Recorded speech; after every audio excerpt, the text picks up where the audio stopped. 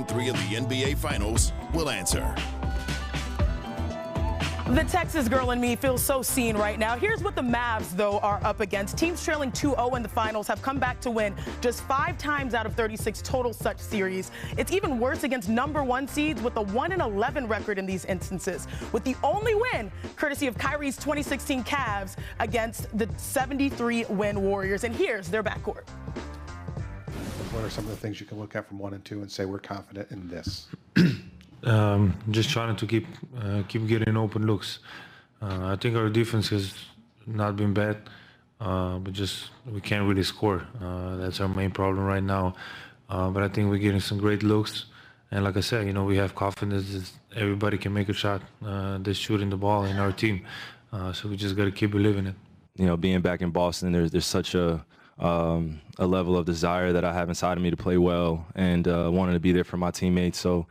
As a competitor, it's frustrating, but I don't want to let that seep in or spill over to any other decisions I have to make there as a player, and continue to feed my teammates' confidence. You know, I have been down 0-2 before, lost a series, won a series, so I know what it takes, and also understanding, you know, how to prepare for something like that mentally, spiritually, emotionally, physically.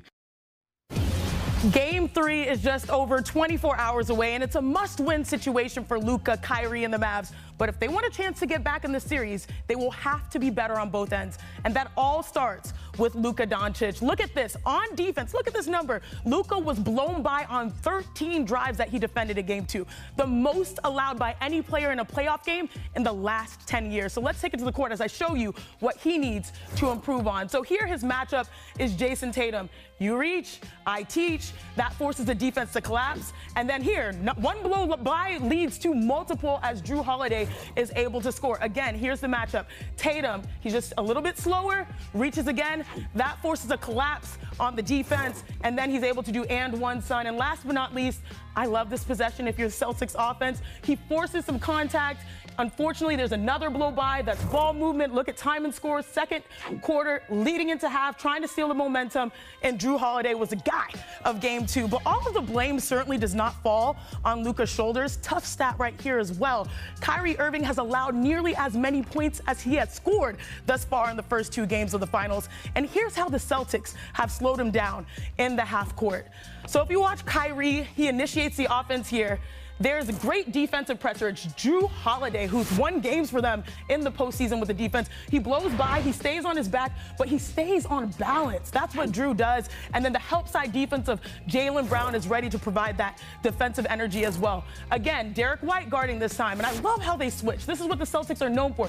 Switch once, switch back twice. Here, the help side is there. Al Horford, who has been a great defender so far, has been able to alter that shot by Kyrie Irving. Now, if the Mavs are going to get back in this series, they're going to need much more from Kyrie Irving. Truly, he's 8th in the series in terms of scoring, behind 6 different Celtic starters, as well as his own teammate, P.J. Washington. So let's welcome back in Brian and Andrea, because Kyrie has not looked like Kyrie thus far. But nobody outside of Luka has really played at the same level like they did prior to the finals. So, Brian, is it more important now than ever before, especially given the status of Kristaps Porzingis, to get Kyrie going? Or is it more important to get the rest of the Mavs going? Well, yes. So Kyrie has obviously got to do better, primarily because I think that Luka is wearing out a little bit. Tim McMahon and Malika Andrews reported earlier today that Luka was actually getting a pain-killing injection in his chest right before Game 2 to deal with that thoracic contusion. And you know that those don't last forever. And so in the fourth quarter of Games 1 and 2 combined, Luka is 2 of 10. What does this have to do with Kyrie? This means Kyrie has got to be a little bit more effective earlier in the game so that Luka can save his energy. Now, this is something that has been something the Mavericks have been dealing with in their strategy throughout the postseason. They have tried to find ways to save Luka's energy, and that has oftentimes meant a little bit more of Kyrie controlling the ball early in games, trying to squeeze a minute or two of extra rest for Luka in the first half. I wouldn't be surprised if they go back to that, and especially you just illustrated, Chiney, how all those pick and rolls are being expertly defended by the Celtics. It wouldn't stun me if the Mavericks, seeing as Kyrie is one of the best isolation players in the history of the game, go back to more isolation, or have Kyrie bring the ball up and play true point guard a little bit more to ease the burden on Luka. These are things that they can make little moves that can sort of free Kyrie. And of course, if you get Kyrie freed up, you can then potentially generate stuff for some other players. They've totally cut off the corner three and totally cut off the lob, and that's affected those role players' production. Andrea, you know I have to go there. You're a guard. Is it going to be easier for Kyrie knowing that there's no Kristaps Porzingis in front of you?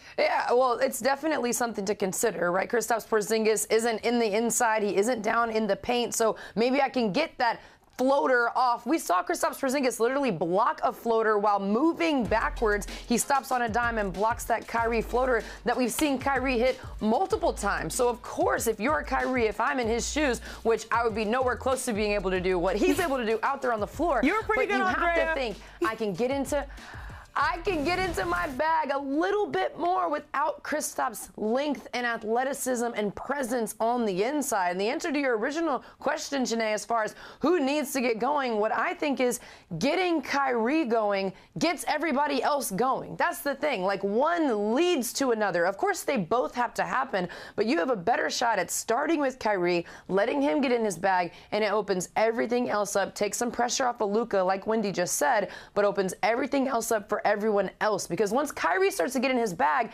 it's not just scoring. We've seen him be a facilitator. At times in game 1 and 2, it looked like he was uncomfortable just dribbling the ball, right? He's fumbling it. He's losing the basketball. Just that control of the ball, handling that pressure so far up, handling that full court pressure, getting downhill, creating for his teammates. All of those things help open up for the Dallas Mavericks. It has to start with Kyrie, of course, outside of Luka. I know there's a multitude of players that can improve, so let's put our name on it. It's now time for Setting the Pick, brought to you by ESPN Bet, the official sports book of ESPN. Let's start with Kyrie Irving. He has yet to knock down a three-pointer this series after averaging over 2.5 made tray balls through the first 3 rounds. Andrea, do you think he's going to hit more or less than 2.5 threes in game 3? You know, I'm a big fan of regressing to the mean or progressing to the mean, so I'm going to say he hits more. I think he's going to come out. He's over as far as game 1 and game 2 go. We've seen him hit a multitude of threes against the Timberwolves. They have a lot of length on the perimeter. They have a lot of length on defense. I think he comes out at home, finds his shot. He gets 3 or 4 threes in game 3. That's true. Let's see. I'm right there with you. Let's shift it back to Luka. Dallas may need more from him than ever in game 3. He has yet to take over 26 shots in the playoffs. Should he be shooting for more than that number or less, Brian? I think probably more, although we admit that he's a little bit banged up here. He even said in his media session just a short time ago, they can't score. I mean, look at, they had 89 points in game 1, 95 points in game 2. This is basic analysis. They need more points. He was routinely taking over 30 shots in the Western Conference Finals. Needs to do it again. To the C's, Jason Tatum has led the Celtics in rebounds and assists so far this series, but has yet to post a team high in terms of point total. Andrea, will he be Boston's leading scorer in game 3? This one is so tricky, Janae, because Boston has shown they have success no matter who the leading scorer happens to be. I do think Jason Tatum is going to get in his bag as well. Duke is going to love me for this. Kyrie gets more, Jason Tatum gets more, and is the team's leading scorer. He gets in his bag in game 3. He did it in the Indy series. How about Jaylen Brown? He's led the team in scoring so far this series, although it was Drew Holiday who posted a team-high 26 in game 2. Both have been getting it done on the defensive end as well. But, Brian, who has been the real MVP so far? I got Drew Holiday.